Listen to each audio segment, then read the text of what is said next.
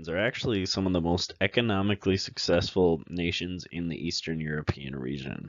And a lot of it's because they were one of the first to break from communism and start democracy. And so Poland was actually the very first one to break off of communism, and their government stopped taking control of their price and cut the support for these old factories and started to build a new economy.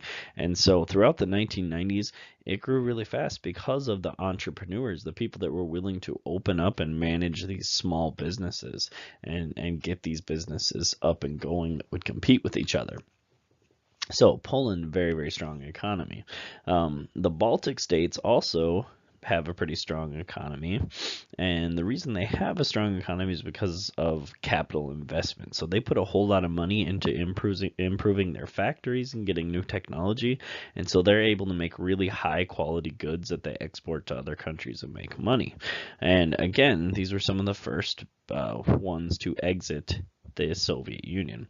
And one of the big things about the Baltic states is being rich and getting that democracy and everything has allowed them to all be accepted into the European Union, which gives them new trade partners and better economies because they have more people that are richer to trade with. And so not only are they doing that, but now Poland and the Baltic states are reviving some traditions and religious practices that they couldn't do before because they were banned by the Soviets. Now to look at some Central European countries, a little bit more towards the middle. The Czech Republic and Slovakia used to be a country called Czechoslovakia, but they disagreed on how to run their country, and so they split off into two. In the Czech Republic, they had a strong economy with a lot of different modern industry and factories and things like that.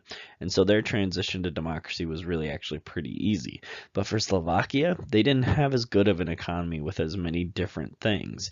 And so because they had a worse economy with not as many factories and stuff like that, that meant that they were a little bit slower to turn to democracy because it was hard to build up that industry.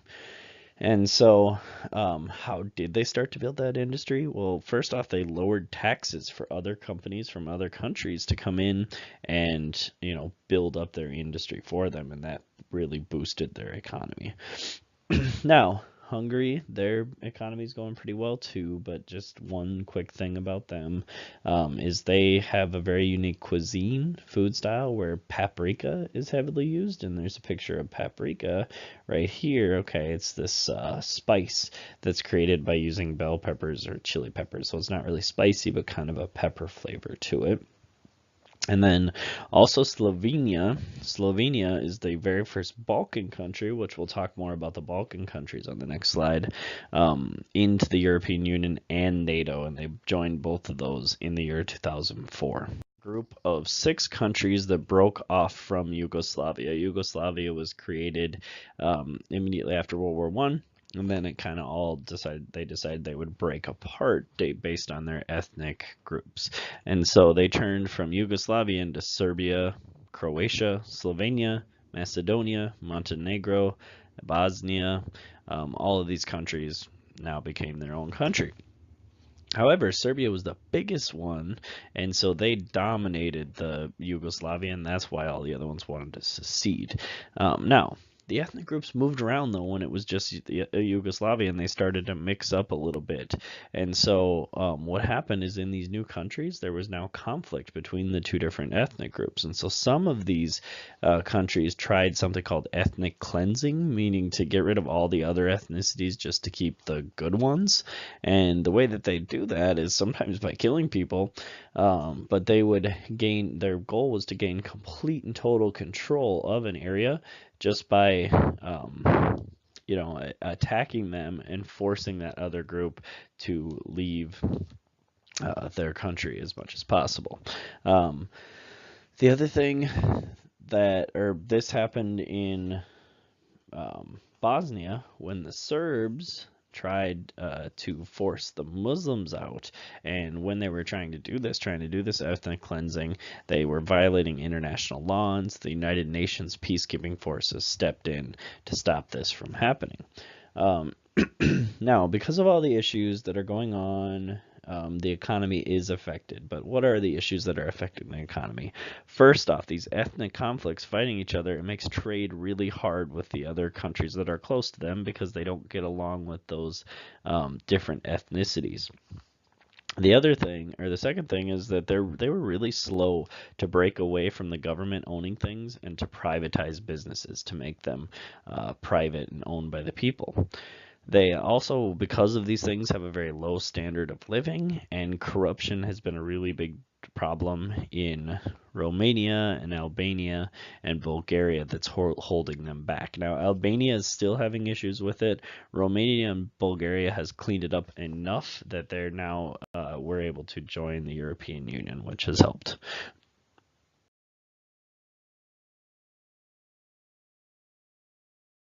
I want to talk about is right up against Russia, and it is Ukraine, and it's a pretty major, pretty big country. It's in land mass, it's the second largest country in all of Europe, and it is the sixth largest in population in all of Europe. So really, really a pretty big country. However, the economy is not very strong, and the reason the economy is not very strong is because they're still moving away from that Soviet government. So those collective farms that everybody owned, they took those and they split them up among the families that were working there. And so it made a whole bunch of small farms without big advanced equipment. So those farms are having a really hard time being successful because they're so small they can't really make enough crops to make any money. And so that's a bad thing. However, there's such good soil in the Ukraine, such rich soil, that there's so much potential to make a lot of money off of it. There also are issues because they're currently having trouble with corruption within their country, and these pro-Russian forces who are fighting against the Ukrainians, and essentially Russia has invaded and taken over the Crimean Peninsula from the Ukraine. Belarus is another country in the area that is struggling a little bit, and a lot of it has to do with their president, President Lukashenko. President Lukashenko has promised and written a constitution that writes out all of the freedoms that his people have, but then he goes and limits these freedoms. He's limiting freedom of press and freedom of religion and freedom of speech. Basically anybody who goes against him and what he believes gets punished, gets thrown in jail, gets terrible punishments and things like that. Because of this, the economic growth is really slow. The other reason that the economic growth can be slow is because their biggest trade partner for imports and exports is Russia. And so if you're too closely connected with a country, then when they're struggling, so do you. Just like Mexico with the United States. When they're having struggles, so do you. And so when Russia's in a bad cycle, they are too. And so almost about half of the people in Belarus live in poverty, having a hard time finding out where their next meal is going to come from. We're going to move on to talking about Russia, and we need to talk about how did they bring confidence back to Russia after kind of being slapped down and losing your entire area. Because really the shift from communism to capitalism was really, really hard. The economy really struggled at this time, was going really low. And so there were issues with depression and alcoholism and corruption and crime. There was more corruption and crime even than was happening in the Soviet era.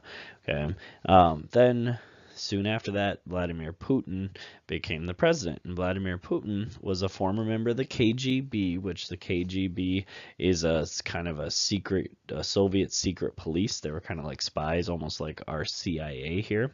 Okay, and what that did, or a lot of people think that did, is it made him favor and be on the side of the government controlling more thing. Okay, and so he loved to have a really strong government and have himself have a lot of power. But he's also seen as a person who violates human rights, violates democracy, and violates peace with his neighbors and with the United States. And we're seeing all of this happening right now in our history. And so essentially what he's built and the people of Russia have built is a state-controlled capitalism, okay, where it's not really capitalism, not really communism, and it is more successful, but the people are kind of scared of uncertainty. Do we really know what's going on? Who's got control of what's happening here? Okay, but the other thing that he did is he showed his power by building up and strengthening the military and crushing a rebellion that had been happening since 1994 in Chechnya and completely destroying it with his now stronger military.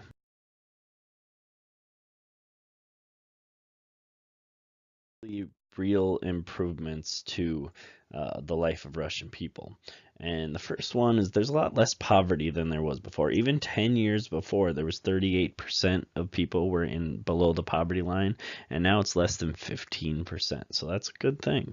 Okay, and what has been growing is not necessarily the rich people, but it's the middle class has been growing. And this middle class is a new group of people that are working in modern fields where they're professionals in the global economy, working with other countries on a daily basis. And it's somewhere between 1/5 and 1/3 of the population is part of this middle class area. The other thing that's happened is the average amount of income left behind that you can actually spend on stuff has doubled in during the last 20 years. Okay, and there also is a huge amount of growth in the energy industry, in oil and natural gas. It's one of the world's leading producers of both oil and natural gas. But there are also everyday challenges being dealt with in Russia. One of them is a very, very low life expectancy rate. A life expectancy rate is how long a person, on average, is is living, and you know, the reason that it's so low, it's really weird for an industrial nation, a big first world nation, to be so low, is because of infectious disease and dealing with a lot of disease and stuff like that, but also alcoholism. Alcoholism is a big one. People are drinking themselves to the point where they are dying because of it. And it is the lowest of every industrialized nation of the lowest life expectancy for males of any industrialized nation in the entire world. The other issue is people moving around, so migration within the country and emigration out of the country. And so people are moving from the bad cities with pollution and unemployment out to the country. And then people are moving from the country because they can't find work there into the good cities that are still around. And then a lot of people are just leaving to try and find a better life because they can't find good life in the country or the cities. And so they're going to Israel or the United States or Western Europe. Another problem that people have is that the government censors the media, so they just don't allow certain things to be in the news or things like that. The government gets to tell you what the news is going to say. Another thing is the government has taken over the energy industry, which has left a lot of these private oil companies and these private natural gas companies and stuff like that have lost everything that they had worked on, everything that they had worked for. So the last one is there are a lot of problems with human rights and corruption. Okay, and a lot of the human rights ones are, you know, trying to force Muslims out of the country is a big one. Also, anybody who goes against the government, some of them die suspiciously, and a lot of people think that it's the Russian government that is killing these people.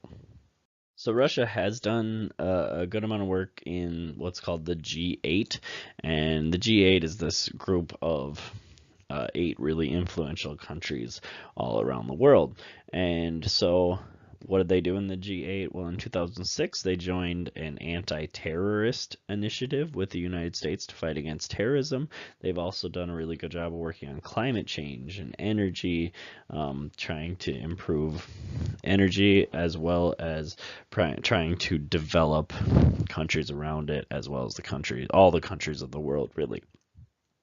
And so working with major countries to do these kinds of things. However, they were kicked out of the G8 because of their action, because of their attacks in Ukraine and their taking of the Crimean Peninsula. Now, the other thing that's really important to them in dealing with other countries is the countries that they're kind of close with and in charge of, they really, really oppose them being involved in NATO, because NATO is kind of a competing alliance. They're not part of that alliance. And so they're really against Georgia and the Ukraine, those two countries, joining NATO.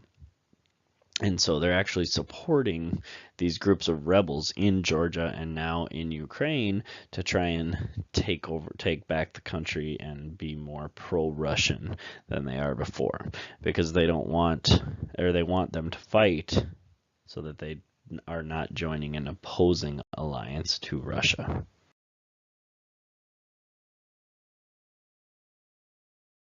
Is also one of the biggest providers of energy in the entire world. They are the second largest oil exporting nation in the whole world and the largest natural gas exporting nation. They have pipelines that run all through Asia and Europe. And they've used this to increase their political power. So sometimes if Western Europe's making them mad or upsetting them, they'll turn off the gas to them and make them pay more money from other countries. And so if anybody works against Russia, they have that as a threat against them.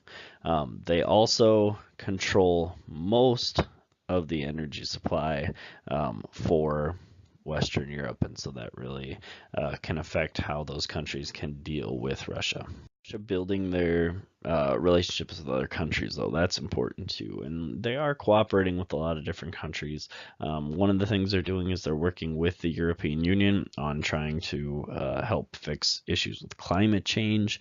They're also a trade partner, becoming a major trade partner with Iran, and they even loan them money for nuclear reactors to improve their energy, help them out as much as possible. The other thing that they're doing is they're part of the Shanghai Cooperation Organization, which is this kind of weird loose alliance of a bunch of Central Asian countries. And so you can see on the map here, the red ones are the ones that are definitely members, and then the green ones are observers, and all these different groups can join in there.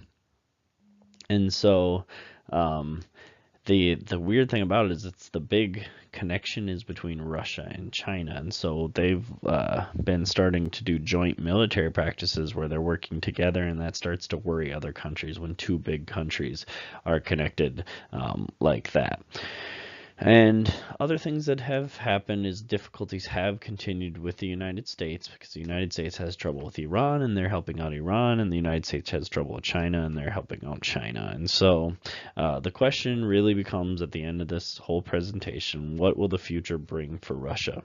Is it going to be willing to work with the United States and the West to make the world a better place, or are they going to have a more hostile attitude and think that they have all of the right answers? That's kind of the two paths that they can go down.